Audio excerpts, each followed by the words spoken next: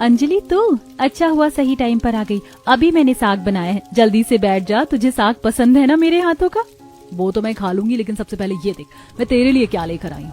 आज मैं माँ के साथ मॉल गई थी शॉपिंग के लिए, तो वहाँ पर मैंने बिल्कुल सेम जैकेट ली है। एक मेरे पास है और एक तेरे पास रहेगी। ये बहुत अच्छी है, लेकिन तूने खामखा इतने पैसे खर्च कर दिए। मेरे पास थे तो सही गर्म कपड़े। ये गर्म कपड़े भी कोई गर्म कपड़े थे? मुझे पता है उन कपड़ों में भी तुझे बहुत ठंड लगती है, इसीलिए मैं तेरे लिए जैकेट लाई हूँ। और जब तू मेरे लिए गर्मियों में इतने सुंदर सुंदर सूट बनाकर मुझे देती है, तो मैं क्या सर्दियों में तेरे लिए जैकेट भी नहीं ला सकती? चल तू जीती, मैं हारी। अब जल्दी से बैठ जा, दोनों सहेलियां मिलकर खाना खाएंगी। चंचल चूल्हे पर गर्मा गर्म रोटी बनाती है और अब दोनों सहेलियां मिलकर खाना खाने लगती हैं कि तभी चंचल की माँ सुनीता मंदिर से आती है।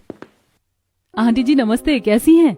मैं तो ठीक हूँ अंजलि बेटा, तू कैसी है? पड़ोस में रहकर भी महीने में 1 से 2 बार ही आती है घर। आंटी जी टाइम ही नहीं मिलता, कुछ न कुछ काम पड़ जाता है। जानती हूँ बेटा कि तेरी माँ को तेरा यहाँ आना पसंद नहीं है, लेकिन मैं ऐसी नहीं हूँ। तुम दोनों मुझे कभी कभी सहेलियां कम बहनें ज्यादा लगती हो। भगवान करे तुम दोनों की दोस्ती हमेशा ऐसी ही बनी रहे। चंचल और अंजलि कहने को एक दूसरे की पड़ोसन थी, लेकिन अंजलि के घर वाले काफी ज्यादा अमीर थे, तो वहीं चंचल एक छोटे से घर में रहती थी और पैसों के मुकाबले में भी चंचल अंजलि से बहुत पीछे थी, जिसके चलते अंजलि की माँ को चंचल से मिलना पसंद नहीं था। पर फिर भी अंजलि हमेशा अपनी दोस्ती निभाती। ऐसे समय गुजरता है और आज अंजलि को देखने लड़के वाले आए होते हैं। अरे चंचल बेटा, जरा ये तो देख, आज अंजलि के घर पर कितनी सारी गाड़ी आई हैं। लगता है कोई बड़ा आदमी आया है लोगों से मिलने।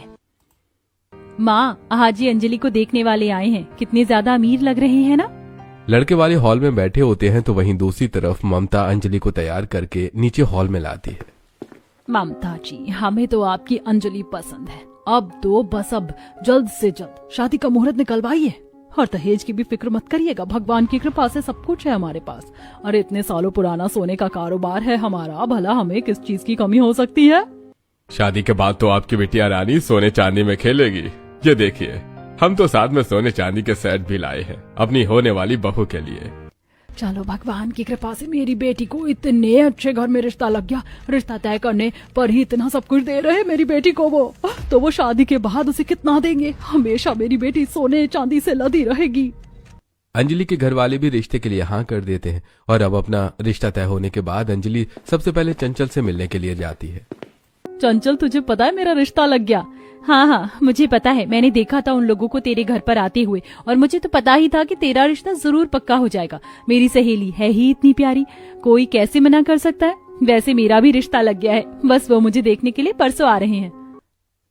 चंचल, ये तो अच्छी बात है, लेकिन शादी के बाद तो फिर हम अलग हो जाएंगे ना। यहाँ पर तो हम एक दूसरे से रोज मिल लिया करते थे, लेकिन शादी के बाद क्या होगा? ये तो है, और अगर घर ज्यादा दूर हुआ तो? लेकिन हम भी एक दूसरे से वादा करते हैं कि महीने में हम एक बार तो एक दूसरे से जरूर मिलेंगे। इसी तरह 2 दिन गुजरते हैं और आज चंचल के होने वाले ससुराल के लोग भी उसे देखने के लिए आते हैं। दरअसल चंचल के होने वाले ससुराल वालों का खेती का काम होता है, इसलिए वो आते हुए अपने साथ 2 बोरे भर के ढेर सारी हरी सब्जी लाते हैं, जिसे देखकर अपनी बालकनी से ममता, देख रही है अंजलि, कहाँ तेरे ससुराल वाले सोने चांदी के सेट लेकर आए थे और कहाँ ये लोग सब्जी लेकर आए हैं। सालों से तो इसने गरीबों की जिंदगी जी और अब शादी के बाद भी गरीबों की जिंदगी जिएगी। सुकून तो इसकी जिंदगी में होगा ही नहीं। आप हमेशा क्यों गलत बोलती हो?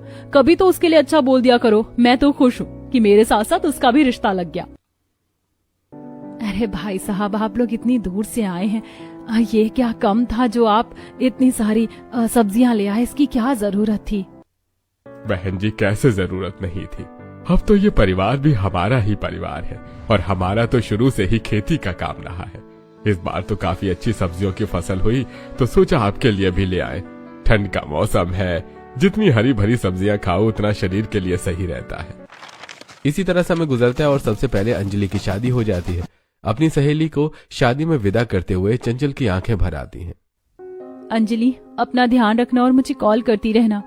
तुम भी अपना ध्यान रखना, मैं जल्दी तुमसे मिलने के लिए आऊंगी। अंजलि नम भरी आंखों से अपनी सहेली से विदा लेकर गाड़ी में बैठ जाती है और अब कुछ देर में अंजलि अपने ससुराल पहुंचती है। अंजलि के ससुराल वाले एक बड़ी सी बिल्डिंग के फर्स्ट फ्लोर पर रहते। अंजलि के ससुराल वालों का घर किसी आलीशान महल से कम नहीं था, तो वहीं आज मुंह दिखाई के समय अंजलि के सास उसे भर भर के सोने चांदी के गहने पहनाती है और जैसे ही रस्म खत्म होती है तो अंजलि सबसे पहले अपनी सहेली चंचल को कॉल करती है। कैसी है तू? ये देख, पता है ये साड़ी मुझे मेरी सास ने गिफ्ट करी और ये सारी ज्वेलरी भी उन्होंने खुद मुझे अपने हाथों से पहनाई है। अच्छी है ना? तू तो किसी महारानी की तरह लग रही है। वैसे याद है ना कि अगले हफ्ते से मेरी शादी की रस्में शुरू हो रही हैं। तुझे हर शादी की रस्म में आना है। चंचल, मैं तुझे बताना भूल गई, वो दरअसल अगले हफ्ते मुझे इनके साथ किसी रिश्तेदार के घर जाना है और उनका घर दूसरे शहर में है। मैंने इनसे बात भी करी थी पर इन्होंने कहा कि जाना जरूरी है और अभी अभी मेरी शादी हुई है। पता नहीं तेरी शादी में मैं कैसे आ पाऊंगी। कोई बात नहीं अंजलि, मैं समझ सकती हूँ, नई नई शादी हुई है, तू ज्यादा किसी से बोल भी नहीं सकती। कोई बात नहीं, लेकिन मैं तुझे वीडियो कॉल जरूर करूंगी। चंचल अपनी सहेली की परेशानी को समझती है और उससे कुछ नहीं कहती। और अब इसी तरह 1-2 दिन गुजरते हैं। अंजलि अपने मायके से लाए हुए सोने के गहनों को पहनकर तैयार हो ही रही होती है कि तभी अंजलि के साथ संगीता उसके कमरे में आती है। अरे अंजलि बहू, तैयार हो रही हो तुम? वैसे ये वही गहने हैं ना जो तुम अपने मायके से लेकर आई थी? एक काम करो, जो भी तुम अपने मायके से गहने लेकर आई थी ना, वो सारे उतार कर मुझे दे दो। मैं उन्हें लॉकर में संभाल कर रख लूंगी। लेकिन क्यों माँ जी? अरे बहू, ये तुम्हारे मायके के गहने हैं और ये गहने बहुत खास होते हैं किसी भी लड़की के लिए। तो जब तुम्हें पहनना हो तो मैं तुम्हें निकाल कर दे दूंगी। लाओ, मुझे दे दो इसे। सास के कहने पर अंजलि अपने मायके से लाए सारे सोने के गहने अपनी सास को दे देती है, जिसे ले जाकर संगीता अपने लॉकर में रखती है। तो वहीं उन गहनों को रखने के साथ साथ संगीता अपने लॉकर से दूसरे सोने के गहने निकालती है, जिसे ले जाकर वो अंजलि को देती है। इतने सारे गहने देखकर अंजलि के तो होश उड़ जाते हैं। माँ जी, ये तो काफी सारे गहने हैं। इतने तो मैंने अपनी शादी में भी नहीं पहने थे। ये सारे हमारे गहने हैं, तुम्हें रोज इन्हें पहनना है। हमारे खानदान की बहू हो, तुम लगना चाहिए ना कि तुम एक सुनार परिवार की बहू हो। चलो इसे पहनकर तैयार हो जाओ। शादी के शुरुआती दिनों में तो अंजलि को इतने सारे गहने पहनने से कोई दिक्कत नहीं होती, लेकिन जैसे जैसे समय गुजरता है वैसे वैसे अंजलि को रोज इतने सारे गहने पहनने से दिक्कत होने लगती है। ऐसे ही एक दिन अंजलि अपनी सास के साथ बालकनी में खड़ी होती है कि तभी उसकी नजर अपने पड़ोस के घर पर जाती है, जो पुराने जमाने के मिट्टी के घर जैसा बना होता है। और वहां से 2-3 ठेले खड़े होते हैं जिस पर ढेर सारी सब्जियां होती हैं। माँ जी, ये लोग कौन हैं? इनके पास तो कितनी सारी सब्जियां हैं। लगता है इनका सब्जियों का काम है। हमारे मोहल्ले में सबसे गरीब परिवार है इनका, यही थोड़ी दूर पर इनका खेत है। वहीं से सब्जियां तोड़ तोड़ कर बेच कर अपना गुजारा चलाते हैं। आज के जमाने में कौन शहर में सब्जियों की खेती करता है? हम तो इनसे बात ही नहीं करते। बहुत तुम भी इन लोगों से कभी बात मत करना, अपने स्टैंडर्ड के लोगों से ही बात करना। चंचल के होने वाला ससुराल भी तो सब्जियों की खेती का ही काम करता है। कहीं ये लोग वही तो नहीं? काश वही हो, फिर तो शादी के बाद भी मैं और चंचल एक साथ रहेंगे। माँ जी, मुझे आपसे कुछ बात भी करनी थी। अब तो शादी को टाइम हो चुका है, तो मैं ये सारे गहने उतार के रख दूं? रोज इतने गहने पहने नहीं जाते और ये तो काफी चुभते भी हैं। बहू, अगर तुम सारे गहने उतार दोगी तो हमारे परिवार की बहू कैसे लगोगी? पूरे शहर में हमारे परिवार का नाम है। तुम क्या हमारा नाम मिट्टी में मिलवाना चाहती हो? संगीता की बातें सुनकर अंजलि कुछ नहीं कह पाती और अब इसी तरह कुछ समय और गुजरता है और चंचल की भी शादी हो जाती है। अरे ये बाहर से ढोल ताशा की आवाज कहाँ से आ रही है? कुछ हो रहा है क्या गली में? अंजलि जब बालकनी पर आती है तो देखती है कि उसकी सास संगीता पहले से ही बालकनी पर खड़ी है। ये देख बहू, इन गरीब के घर में भी बहू आ गई है। कितना शोर शराबा कर दिया इन्होंने, जैसे बहू को नहीं बल्कि प्राइम मिनिस्टर को ला रहे हों। ममता की बात सुनकर अंजलि जब अपने पड़ोस वाले घर की तरफ देखती है तो उसके होश उड़ जाते हैं, क्योंकि पड़ोस में जो बहू आई होती है वो कोई और नहीं, उसकी सहेली चंचल होती है। अरे ये तो चंचल है माँ जी, ये मेरी सहेली चंचल है। अब इससे मिलकर आती हूँ। रुक जा बहू, ये होगी तेरी सहेली, लेकिन अब तेरी शादी हो चुकी है और इसका स्टैंडर्ड तेरे स्टैंडर्ड से बहुत लो है। तू इन लोगों से बात नहीं करेगी, समझी? माँ जी, लेकिन चंचल मेरी बचपन की सहेली है। अब दोस्ती में स्टैंडर्ड कहाँ से आ गया? क्या कहा मैंने? तुझे समझ नहीं आया क्या? तू इन लोगों से बात नहीं करेगी, बस कह दिया मैंने। आप चाहे कुछ भी बोलो, लेकिन मैं चंचल से तो बात करके रहूंगी। अंजलि अपने घर वालों से छुपते छुपाते अपनी सहेली चंचल के ससुराल जाती है। चंचल जैसे ही अंजलि को देखती है तो उसके होश उड़ जाते हैं और वो खुशी से अंजलि के गले लग जाती है। अंजलि, तू यहाँ क्या कर रही है? तुझे कैसे पता कि मैं यहाँ रहती हूँ? अरे पगली, तेरी बगल वाली बिल्डिंग में ही तो मैं रहती हूँ। वो फर्स्ट फ्लोर है ना, वहीं पर। मुझे नहीं पता था कि तू शादी करके यहाँ आ रही है। मैं तुझे बता नहीं सकती मैं कितनी ज्यादा खुश हूँ। अब तो हम शादी के बाद भी एक साथ रहेंगे। अंजलि, मैं भी बहुत ज्यादा खुश हूँ। मैं तो भगवान से हमेशा यही प्रार्थना करती थी कि हम कभी अलग ना हो, और देख उन्होंने हमारी सुन ली। चंचल अपने सभी ससुराल वालों से अपनी सहेली अंजलि को मिलवाती है और चंचल से मिलकर अंजलि जैसे ही चंचल के घर से बाहर निकलती है तो राकेश उसे देख लेता है और जब अंजलि घर आती है। जब तुम्हारी सास ने मना किया था कि तुम उन लोगों से दूर रहोगी तो तुम क्यों गई उससे मिलने के लिए? अरे अपना और उनका स्टैंडर्ड देखो, जमीन आसमान के फर्क से भी ज्यादा फर्क है। दोस्ती अपने मायके जाकर निभाना, यहाँ निभाने की कोई जरूरत नहीं है। अगर मैंने कभी तुम्हें दोबारा उससे बात करते हुए देख लिया तो मुझसे बुरा कोई नहीं होगा। अपने सास ससुर की वजह से अंजलि पड़ोस में रहकर भी अपनी सहेली से नहीं मिल पाती थी, जिसके चलते अंजलि हमेशा अपनी बालकनी पर खड़े होकर चंचल से कॉल पर बात किया करती और चंचल नीचे अपने आंगन में बैठकर अंजलि से बात करती। इसी तरह अब कुछ दिन गुजर जाते हैं। कब से कमरे में ही लेटी हुई हूँ, मैं तो बोर हो गई हूँ। टीवी देखने का भी मन नहीं कर रहा और ये चंचल भी अभी बिजी है। काम करती हूँ, माँ जी के पास चली जाती हूँ। चंचल जैसे ही अपनी सास के कमरे में आती है तो देखती है कि संगीता और विनीता आपस में बातें कर रही हैं। लगता है मेरे बिना ही गपशप चालू कर लिया आप लोगों ने। क्या बातें हो रही हैं? कुछ पर्सनल बातें हैं, आप जाइए, हम आपके सामने नहीं कर सकते। अब तो मैं भी इस घर का हिस्सा हूँ ना, तो भला मुझसे क्या छुपाना। हाँ बहू, तुम भी इस घर का हिस्सा हो, लेकिन कुछ ऐसी बातें होती हैं जो हम किसी और को नहीं बता सकते। अपनी सास और नंद की ऐसी बातें सुनकर अंजलि को काफी बुरा लगता है और अब वो उदास मन से आकर बालकनी में खड़ी हो जाती है कि तभी अंजलि की नजर नीचे रह रही अपनी गरीब सहेली के ससुराल वालों पर जाती है, जहां सभी एक साथ मिलकर धूप में बैठे होते हैं और सरला तो अपनी बहू की सर की मालिश कर रही होती है। आपके हाथों में तो सच में जादू है। पता है मेरी दादी माँ भी बिल्कुल इसी तरह मालिश करती थी। मेरे तो जब भी सर में दर्द होता है मैं तो हमेशा माँ से मालिश करवाती हूँ। सोच रही थी क्यों ना आज गर्मा गर्म चाय पकौड़े हो जाए, बड़ा मन कर रहा है। हाँ हाँ क्यों नहीं, ये भी भला कोई कहने की बात है। सपना आप सभी के लिए आंगन में मिट्टी के चूल्हे पर गर्मा गर्म चाय पकौड़ी बनाती है। पूरा परिवार साथ मिलकर चाय पकौड़े खाता है। ये देखकर अंजलि, खेती वाले ससुराल में जाकर भी मेरी सहेली कितनी ज्यादा खुश है और एक मैं सोने वाले ससुराल में आई हूँ तो भी मेरे चेहरे पर जरा भी मुस्कान नहीं है। अब इसी तरह कुछ समय गुजर जाता है। अंजलि कमरे में बैठी होती है कि तभी अंजलि का पति अनुज अपने साथ कुछ कैश और गोल्ड के सेट लाता है। अरे इतने सारे सेट के बॉक्स किसके लिए हैं? अरे वो शॉप पर कुछ नए सेट के डिजाइन आए थे तो वही लेकर आया हूँ। अच्छा, तो मैं इन्हें लॉकर में रख देती हूँ, लाइए। कोई जरूरत नहीं है, मैं खुद रख लूंगा लॉकर में। वैसे भी जमाना बड़ा खराब है, किसी पर भरोसा नहीं कर सकते। इतना कहकर अनुज लॉकर की चाबी निकालता है और लॉकर में सेट रख के चला जाता है। अनुज का ऐसा बर्ताव अंजलि की आंखों में आंसू ले आता है और अब समय यूं ही गुजरता रहता है। अंजलि के पास के मार्केट से कुछ सामान लाने के लिए गई होती है कि तभी उसकी नजर चंचल और उसके पति मोहित पर पड़ती है। मोहित चंचल को साइकिल पर बिठाकर कहीं ले जा रहा होता है। ये देखकर अंजलि, ये तो चंचल और मोहित है, ये दोनों कहाँ जा रहे हैं? अंजलि जब थोड़ा देर उनका पीछा करती है तो देखती है कि मोहित चंचल को अपने सब्जियों के खेत में लेकर आया है। तो ये है हमारा सब्जियों का खेत। मैंने तो गांव में भी इसी तरह के खेत देखे थे, शहर में पहली बार देख रही हूँ। कितनी हरी भरी सब्जियां हैं यहाँ। मेरे पास तुम्हारे लिए एक और चीज है, मैं अभी लेकर आता हूँ। चंचल खेत देख ही रही होती है कि तभी मोहित चंचल के लिए गर्मा गर्म शकरकंद लेकर आता है, जिसे वो अपने हाथों से चंचल को खिलाता है। अपनी सहेली और उसके पति में इतना प्यार देखकर अंजलि को फिर से दुख होने लगता है। एक मेरी सहेली का पति है जो उससे इतना प्यार करता है और एक मेरा पति है जिसको मुझ पर भरोसा ही नहीं है। इससे अच्छा तो मैं इस खेती वाली से ही प्यार कर लेती तो सही रहता। इसी तरह समय गुजरता रहता है। अंजलि अब ये नोटिस करने लगी थी कि उसके ससुराल वाले उसे जरा भी टाइम नहीं देते। अंजलि जब जब अपने ससुराल वालों के साथ बैठकर बात करने की कोशिश करती है तो, मुझे अभी अपनी सहेलियों के साथ किटी पार्टी में जाना है तो मैं वहीं जा रही हूँ, आने में थोड़ा टाइम लग जाएगा। मुझे भी डॉक्यूमेंट्स के काम से बाहर जाना था भाभी, मुझे भी आने में टाइम लग जाएगा। ठीक है, बाय। जानती हूँ मैं इन लोगों को मुझसे बात ही नहीं करनी है, तभी तो ये बहाना बनाकर जा रहे हैं। पता नहीं इन लोगों को मुझसे क्या चिढ़ है। अपने ससुराल वालों की वजह से अंजलि अब काफी ज्यादा चिड़चिड़ी रहने लगी थी।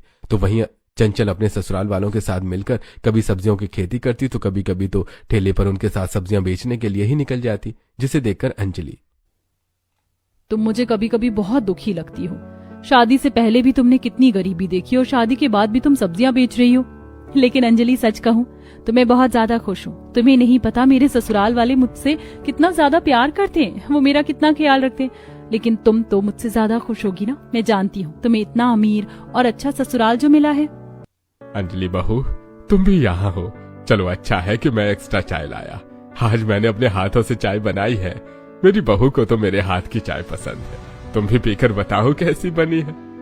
जहां अंजलि के ससुराल वाले उसे ज्यादा भाव नहीं देते, वहीं चंचल के ससुराल वाले उसे हमेशा बेटी की तरह प्यार करते हैं। तो वहीं आज जब फिर अंजलि अपनी बालकनी में खड़े होकर नीचे गरीब सहेली के ससुराल में देख रही होती है तो ये लोग इसे कितना प्यार करते हैं, मैं तो अब इससे जलने लगी हूँ। काश इसकी जगह मेरी इस घर में शादी होती।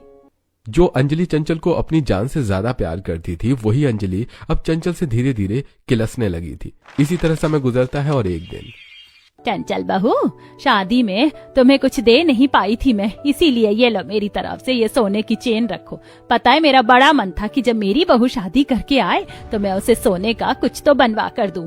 माँ जी, इसकी क्या जरूरत थी, खामखा आपने खर्चा कर दिया। इन पैसों से हम कुछ और कर सकते थे।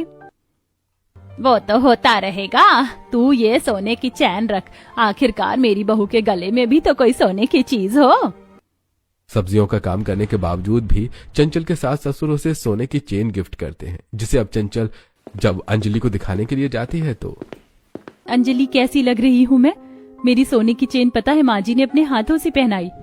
एक सोने की चेन में ही खुश हो गई। मुझे देख, मैं तो हमेशा पैर की बिछिया से लेकर सर के मांग टीके तक सोने से लदी रहती हूँ। आज अंजलि का ऐसा बर्ताव चंचल को थोड़ा अजीब लगता है। तो वहीं अब चंचल जब उसे बात करने के लिए उसे कॉल करती है तो अंजलि हमेशा कॉल कट कर देती। तो वहीं चंचल जब भी अंजलि से फेस टू फेस बात करने की कोशिश करती तो वो मुंह बनाकर चली जाती। अंजलि का ऐसा बर्ताव अब चंचल को काफी ज्यादा परेशान करने लगा था, जिसके चलते आज चंचल अंजलि के लिए उसका मनपसंद साग बनाकर लाती है। तुझे मेरे हाथों का साग बहुत पसंद है ना?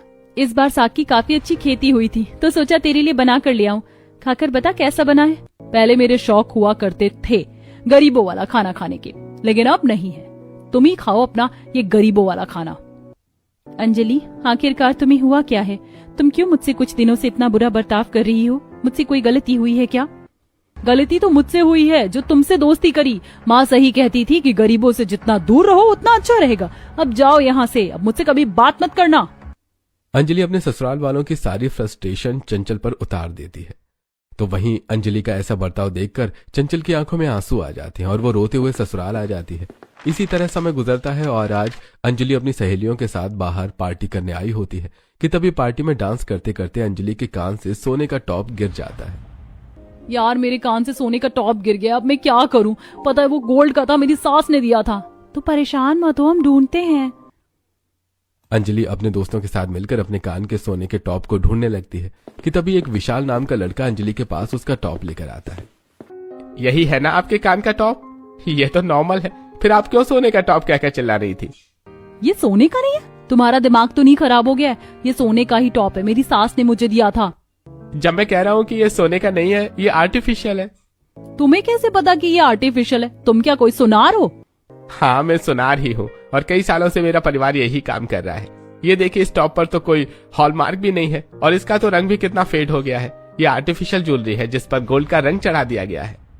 विशाल की बातें सुनकर अंजलि के होश उड़ जाते हैं, जिसके बाद अंजलि जल्दी से घर आती है और अपनी सास की दी हुई सारी गोल्ड ज्वेलरी ले जाकर एक ज्वेलरी शॉप पर चेक करवाती है, जहां उसे पता चलता है कि उसकी सास ने उसे जितनी भी ज्वेलरी दी थी वो सारी नकली थी। ये देखकर अंजलि को काफी गुस्सा आता है और वो घर जाकर अपने सास को इस बारे में बताती है। आपने मुझे सारे नकली सोने के गहने दिए हैं। आप लोगों का तो सोने का काम है, तो आपने घर की बहू को अपने नकली सोने के गहने क्यों दिए? बताइए मुझे। हमारे पास पैसों की बिल्कुल भी कमी नहीं है, ऊपर से तुम हमारे जितने रईस भी नहीं हो, तो हमें लगा कि शादी के बाद कहीं तुम्हारी नीयत ना बदल जाए, इसीलिए तुम्हें आजमाने के लिए हमने तुम्हें नकली सोने के गहने दिए। लेकिन अब हमें तुम पर पूरा विश्वास हो गया है। अब मैं तुम्हें कल ही असली सोने के गहने लाकर दे दूंगी।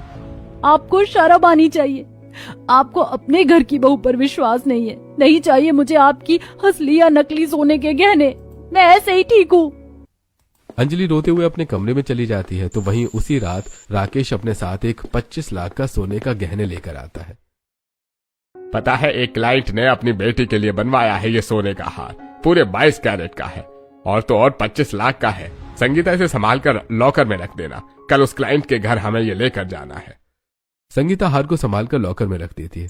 रात के तकरीबन घड़ी में 2 बज रहे होते हैं कि तभी अंजलि का देवर रोहन उस लॉकर के पास आता है और उसमें से उस सोने के 25 लाख के सेट को निकाल लेता है। कल जब मैं अपनी गर्लफ्रेंड को उसके जन्मदिन पर यह हार दूंगा तो वो कितनी ज्यादा खुश हो जाएगी। रोहन उस हार को ले जाकर अपने कमरे में छुपा देता है और अगले दिन जब संगीता को लॉकर में वो हार नहीं मिलता तो घर में सभी लोग काफी परेशान हो जाते हैं। वो हार गया कहाँ? अंजलि बहू, कहीं तुमने वो हार तो नहीं चुराया? आपका दिमाग तो ठीक है? पहले तो आप लोगों ने मुझ पर विश्वास ना करके मुझे सारे नकली सोने के गहने दिए और अब